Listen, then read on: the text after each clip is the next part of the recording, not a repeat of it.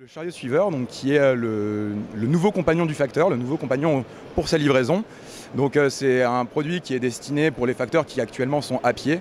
Donc pour une livraison dans les centres-villes hyper urbains où les trottoirs sont assez larges pour que le chariot puisse circuler facilement. Donc l'idée en fait c'est que le volume de colis à transporter augmente et le volume de courrier diminue. Donc on a besoin en fait d'avoir des chariots plus grands. Et on a regardé si on pouvait améliorer les chariots actuels. Et en fait, si on les améliore, si on les augmente en termes de taille, de hauteur, on n'a plus de visibilité. Si on les augmente en termes de largeur, à ce moment-là, on n'a plus de manœuvrabilité. Donc c'est compliqué et il fallait arriver à s'affranchir du fait de manipuler le chariot, d'où l'idée de faire suivre le facteur par son chariot. Donc c'est basé sur une technologie qui s'appelle l'Effibot, donc qui est construit par une société clermontoise qui s'appelle Effinance.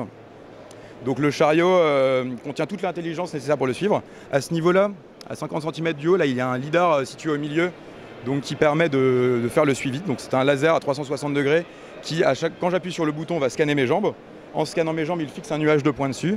Et ce nuage de points, il va le suivre en permanence. Donc dès qu'il voit le nuage se déplacer, il va se déplacer aussi. Donc ce chariot présente plusieurs intérêts.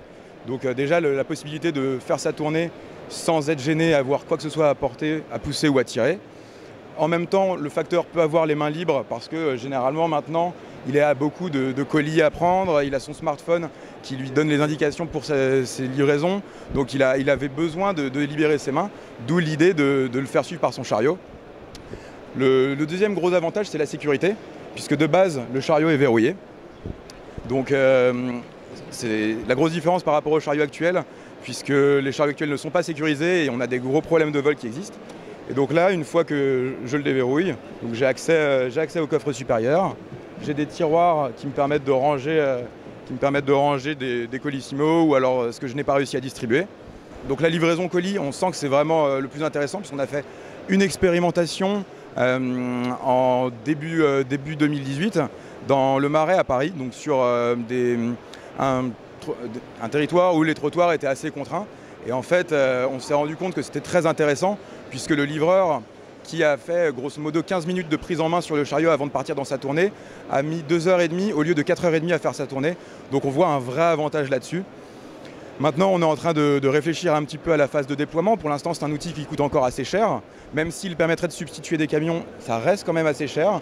Et donc là, on veut savoir si on augmente les volumes à commander, si le prix peut devenir intéressant.